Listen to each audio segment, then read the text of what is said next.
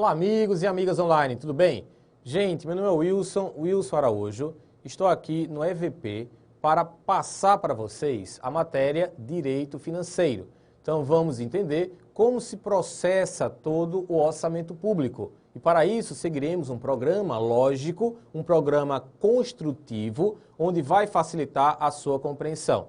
Tenham muito cuidado, pois essa disciplina vem caindo bastante em provas de concurso, você sabe disso. E é uma disciplina que não é bem estudada. Quando eu falo bem estudada, você não está estudando regularmente. Creio que também você se enquadra nessa situação. A maioria se enquadra nessa situação. Ah, Wilson, é uma matéria difícil? Não, não é difícil. Temos que ter calma, temos que ter paciência e uma certa metodologia para entender as complexidades, também não é fácil, do direito financeiro. E é esse o meu propósito aqui, fazer com que você possa entender perfeitamente essa matéria no curso que eu começo agora. Porque a intenção é fazer com que você passe, coloque isso na sua mente, eu vou passar e você vai passar mesmo. A depender dessa matéria, estamos aqui trabalhando juntos para a sua aprovação. E o primeiro passo, qual é? Para o entendimento dessa disciplina, é conceituar o direito financeiro. Eu poderia muito bem pegar aqui o conceito e jogar já de bate-pronto e trabalhar em cima dele. Mas eu não faço isso. Vamos construir sempre aquele ponto que está sendo estudado. E agora eu quero construir esse conceito com uma lógica. E para isso, iniciaremos com os aspectos introdutórios dessa matéria. Na tela. Então, direito financeiro, aspectos introdutórios. Vamos relembrar o conceito do Estado. Ou Wilson, Estado é aquele que a gente aprendeu nos bancos escolares? Exatamente, é esse o conceito que você vai relembrar. Olha só, o Estado é a sociedade humana juridicamente organizada dentro de um território, com um governo, para a realização de determinado fim. Esse conceito, creio, não é novidade para ninguém. Mas o que esse conceito tem a ver com direito financeiro? Vocês vão perceber. Sabendo o que é o Estado, conceituando o Estado, agora entendam as funções que o Estado deverá desempenhar para atingir a sua finalidade maior. Quais são as funções? A função normativa, a função executiva e a função jurisdicional. A função normativa coube basicamente ao poder legislativo. Como assim? Coube basicamente ao poder legislativo. Ora, não é o poder legislativo não é o único poder que cria normas. Nesse curso mesmo, vamos aprender a matéria tendo como referência normas do poder executivo, tendo como referência portarias, instruções normativas, decretos que regulam o direito financeiro, que normatizam o direito financeiro. Então, muito cuidado com a questão que vem afirmar que a função normativa ela é exclusiva do Poder Legislativo. Não, ela não é exclusiva do Poder Legislativo, é básica daquele poder, mas não exclusiva. Bem, a outra função qual é? Voltem para a tela. É a função executiva, que coube basicamente a quem? Ao Poder Executivo. Essa função é aquela em que trouxe para o Poder Executivo a incumbência de administrar a coisa pública, administrar o patrimônio público. Mais uma vez eu alerto, é uma função básica, mas não exclusiva. O Poder Executivo administra o seu patrimônio, o Poder Legislativo administra o seu patrimônio, da mesma forma o Poder Judiciário, o Ministério Público, lá administramos o nosso patrimônio, o Tribunal de Contas do Estado também administra o seu patrimônio.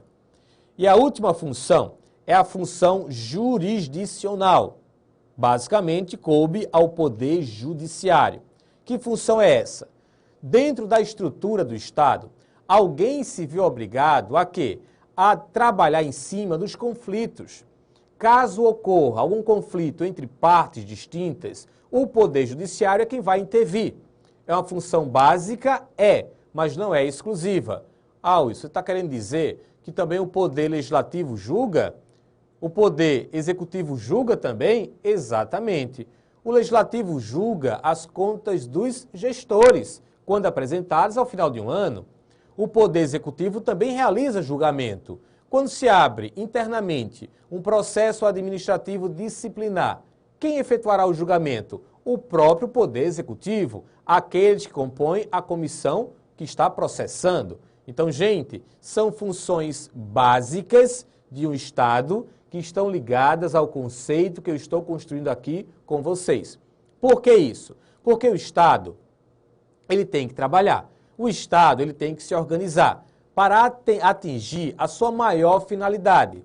Lembrem-se que, de um lado, você vai encontrar o Estado, do outro lado, você encontrará a população.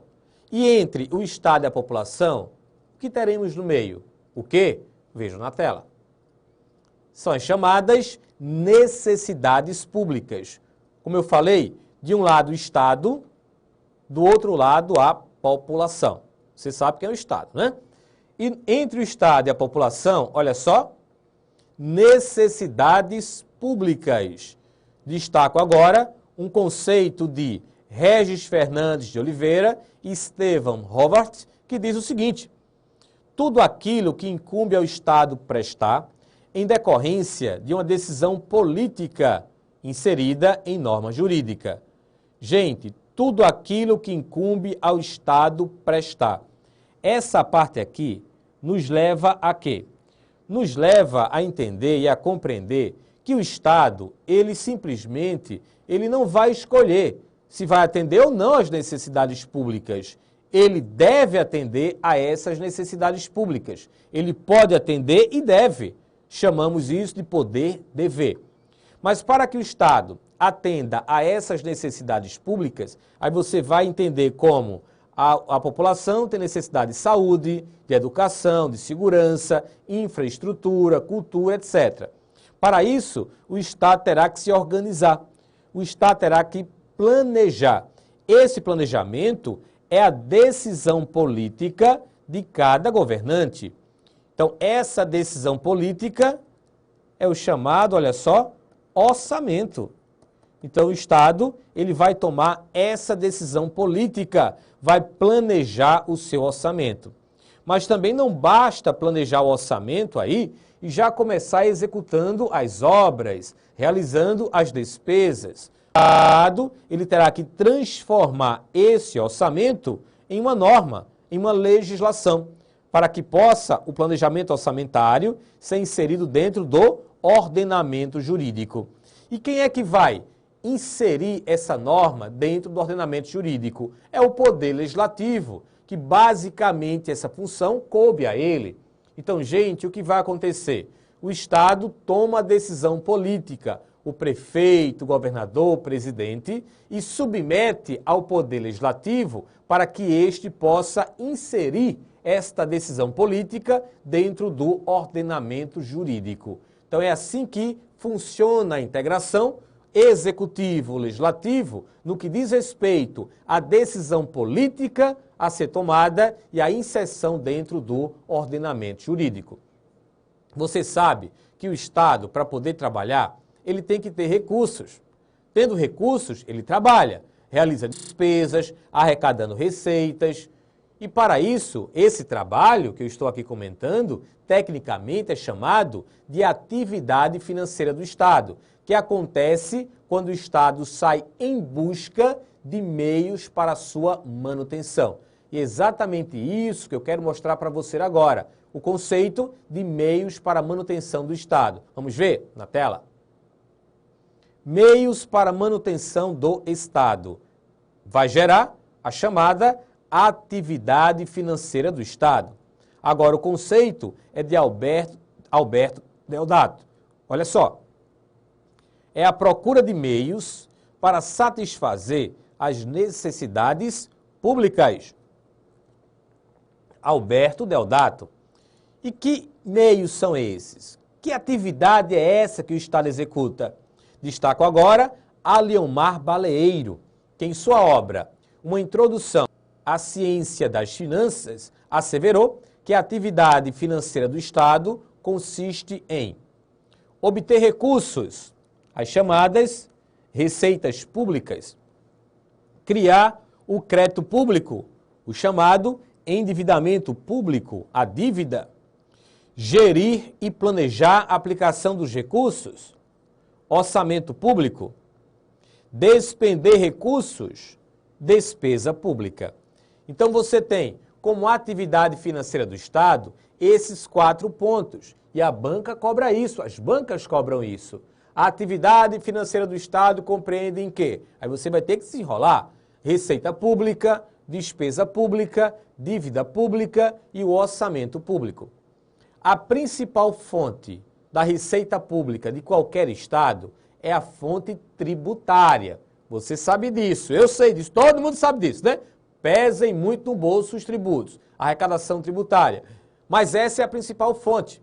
Mas não é a única fonte. O Estado, ele não pode depender apenas da arrecadação tributária. Não esqueçam que ele tem que atender às necessidades públicas. Ele pode e, ao mesmo tempo, ele deve. Mas o Wilson pergunta, e se o Estado não tiver receitas tributárias suficientes para atender às necessidades públicas? Ele vai ter que se virar.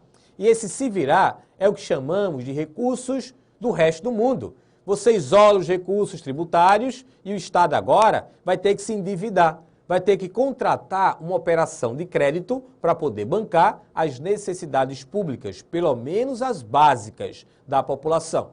Então você tem a receita pública, enfatizando a tributária como a principal, a dívida pública como outra fonte de financiamento. Tendo receitas, o Estado poderá fazer o quê? Gastar, não é? Realizar despesas. Mas antes disso, antes da arrecadação, antes da execução da despesa, o Estado tem que tomar uma decisão política. O Estado tem que se planejar e o planejamento é feito através do orçamento público. Então, sendo bem direto, a atividade financeira do Estado consiste em quê? A banca pode perguntar. A resposta: receita pública, dívida pública, despesa pública e o orçamento público. Tudo na área pública, ok? Bem, como o meu propósito aqui é conceituar nessa parte introdutória o direito financeiro, já estou quase lá. Vendo o que eu já expliquei até agora, observem, olha só. Já passei pelas necessidades públicas, não é? Aprendemos o que são meios para a manutenção do Estado e nesse momento você compreendeu e começou a ter uma proximidade maior da atividade financeira do Estado, que consiste em receita pública, despesa pública, dívida pública e o orçamento público. Agora sim, vamos conceituar o direito financeiro. Por quê? Olha só, o direito financeiro é o ramo do direito público que estuda a atividade financeira do Estado sob o ponto de vista jurídico. Ramo do direito público que estuda a atividade financeira do Estado sob o ponto de vista jurídico. Gente, esse é o conceito, essa é a matéria que vai regular tudo isso que vamos aprender ao longo do curso. Não confundam direito financeiro com finanças públicas. Por que não?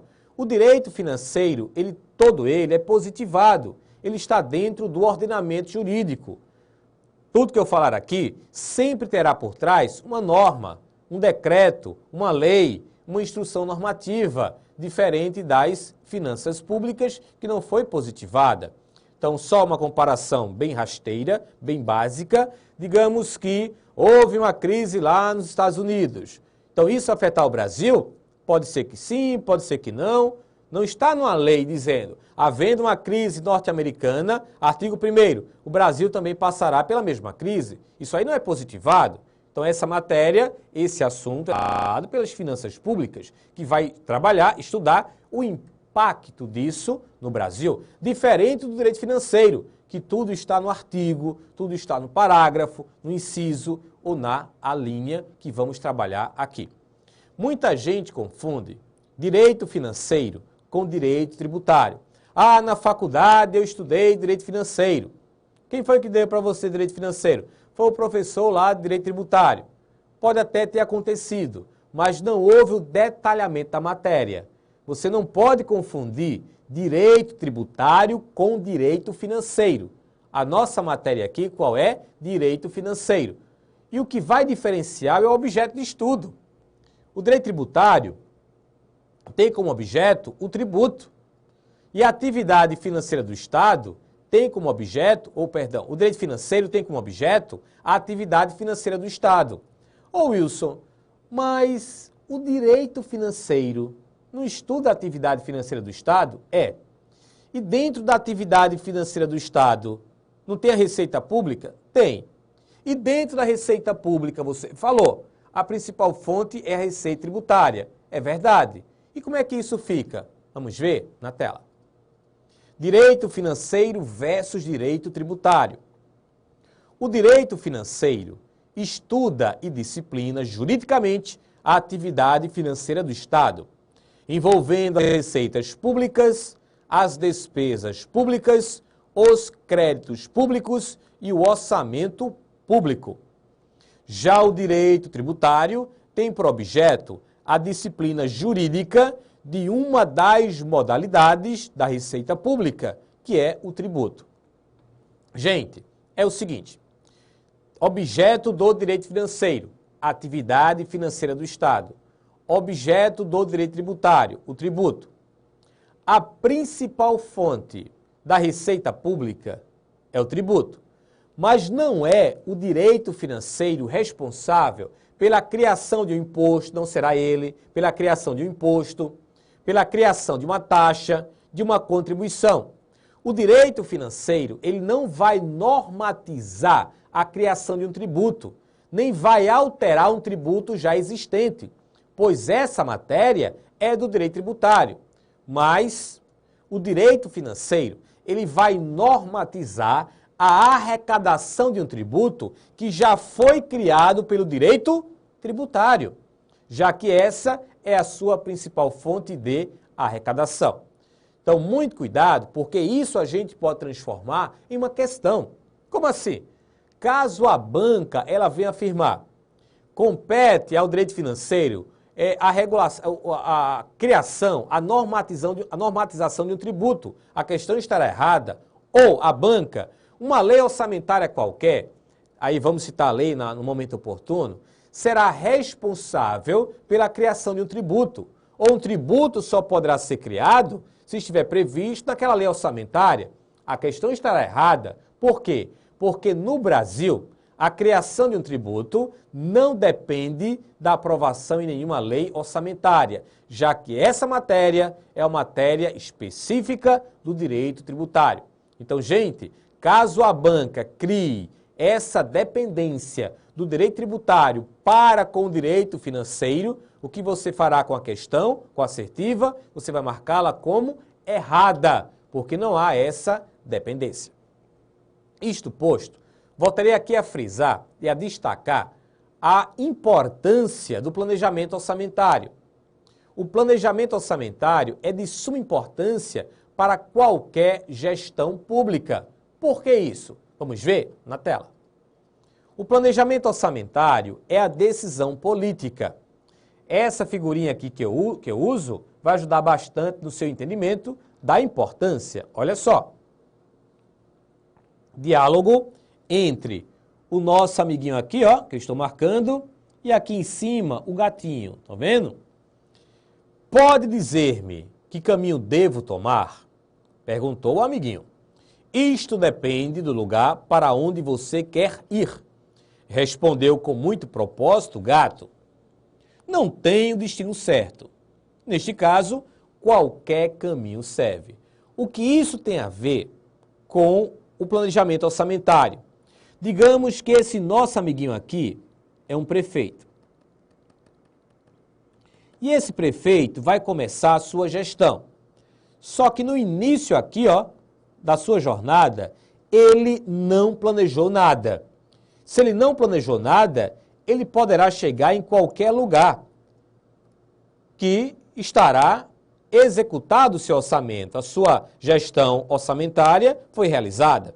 Então aqui ele vai gastar tantos milhares de reais, aqui ele vai gastar tantos milhares de reais e aqui também.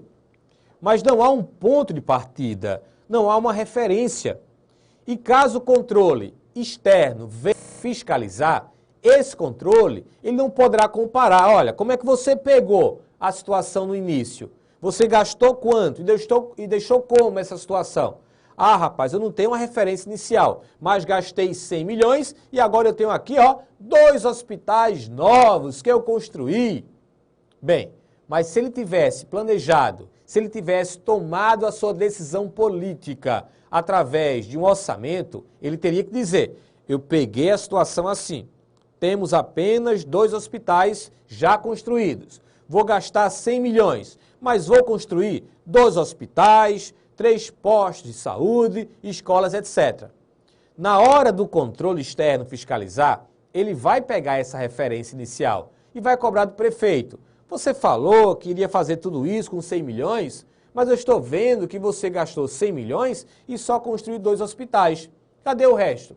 Aí já teríamos um indício de uma irregularidade. Então essa decisão política tomada pelo governante, a qual chamamos de orçamento público, não é uma peça de ficção, não.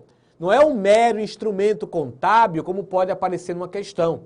Essa decisão política é um planejamento de fundamental importância, tanto para a execução orçamentária, tanto para o controle e a fiscalização orçamentária. Então é esse grau de importância que você terá que dar para o orçamento público, para essa decisão política. E isso foi organizado no Brasil. Aqui no Brasil, temos um sistema criado, montado para isso, chamado de Sistema Orçamentário Brasileiro. Agora a pergunta é a seguinte, qual a composição do Sistema Orçamentário Brasileiro? Vamos ver na tela? Bem, Sistema Orçamentário Brasileiro. Atualmente, o processo de integração planejamento-orçamento acabou por tornar o orçamento necessariamente multidocumental. Olha só que eu vou marcar, multidocumental.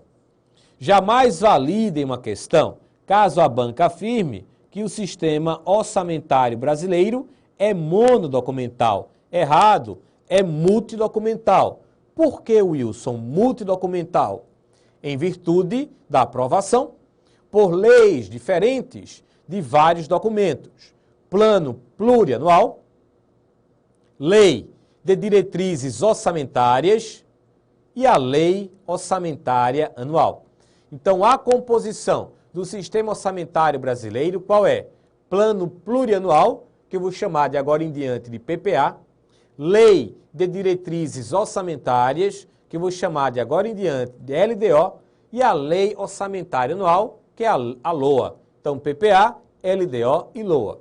São 3 leis diferentes. São 3 leis que se integram com o propósito de fazer com que o governante atenda ou atinja aquela necessidade pública da população. Onde, a partir daí, ele irá desempenhar as suas 3 funções básicas em prol da coletividade. Porque o grande objetivo do Estado, qual é? Atender às chamadas necessidades públicas. São 3 leis que estão conjugando para o mesmo propósito, mas são leis diferentes, são níveis de planejamento diferentes. Quais são esses níveis de planejamento? Vamos ver? Telinha. Níveis de planejamento. Temos o nível estratégico, temos o nível tático e o nível operacional. Eu costumo dizer, para facilitar a compreensão, que o nível estratégico representa o querer fazer do governo. O nível tático, o poder fazer do governo. E o nível operacional é o fazer do governo. Então, o grande planejamento é o nível estratégico. O poder fazer é o tático, que vai organizar, que vai orientar o nível operacional. O operacional é a materialização daquilo que foi planejado estrategicamente no PPA, planejado estrategicamente e depois organizado taticamente. Eu já estava associando, mas não é o momento de associar. Bem, o modelo concebido pela Constituição Federal trouxe o seguinte, Agora vamos associar. PPA é estratégico, LDO tático, LOA operacional.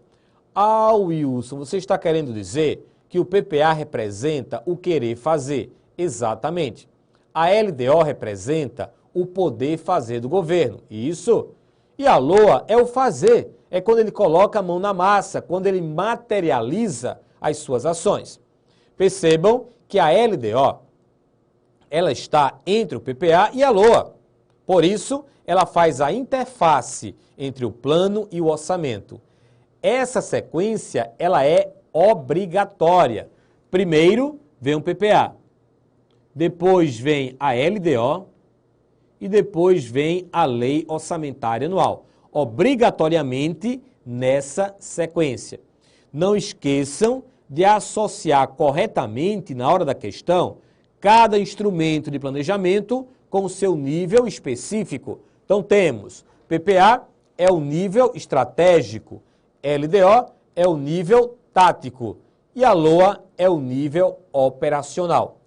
Gente, todas as ações do governo, de qualquer governante, prefeito, governador, presidente, todas as suas ações, obrigatoriamente deverão estar no PPA, na LDO e na LOA, para que possam ser executadas. Então você quer dizer que para um governante executar uma ação, ele tem que ter autorização legislativa. Essa autorização legislativa é orçamentária, legislativa orçamentária, é isso? Exatamente isso. Mas isso me faz lembrar uma regra não do direito financeiro, mas do direito administrativo, Wilson. É verdade. Sabem de quem? Aquela regra que determina que na administração pública só é lícito fazer aquilo que a lei autoriza. Lembraram? Não? Vamos ver na tela. É de Eli Lopes Meireles. Na administração pública não há liberdade pessoal. Enquanto na administração particular é lícito fazer tudo que a lei não proíbe, na administração pública só é permitido fazer o que a lei autoriza. Eli Lopes Meireles. Portanto, quando pensamos no plano de ação, obrigatoriamente esses instrumentos de planejamento terão que ser lembrados, PPA, LDO e a LOA. O PPA é o planejar, a LDO é o orientar e a LOA é o executar. Somente a partir daí é que as políticas públicas e os programas de governo serão colocados em prática.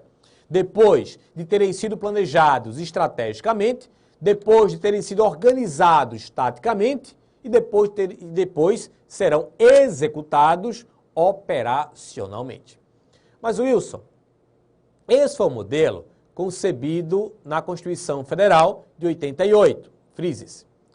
Mas como funciona para cada estado, para cada município e para a União? Gente, cada estado, cada município e a União tem o seu PPA, tem a sua LDO e tem a sua LOA.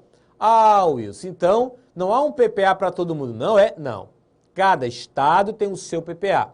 Cada governador deverá elaborar o seu PPA. Cada prefeito deverá elaborar a sua LOA.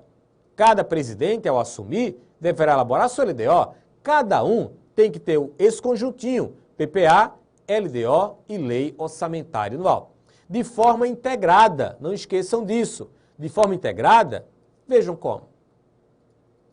Então, o PPA inicia, depois vem a LDO e depois vem a Lei Orçamentária Anual. Essa figurinha que está aparecendo aí, eu coloquei para mostrar a vocês que o PPA, a LDO e a LOA têm uma vigência, têm uma validade. Quando falamos da validade do PPA, deveremos pensar sempre em 4 anos. 2012 a 2015 é o PPA atual, federal. A LDO, observem, para cada ano temos que ter uma LDO. E a Lei Orçamentária Anual também, para cada ano temos que ter uma Lei Orçamentária Anual. Então, gente, essas leis orçamentárias são temporárias. Elas têm data para começar, mas têm data para terminar. Agora, não esqueçam que do PPA sairá a LDO da LDO sairá a LOA, formando a integração, esse planejamento integrado tão mencionado na Constituição Federal. Para que você entenda melhor como isso funciona, depois eu volto explicando.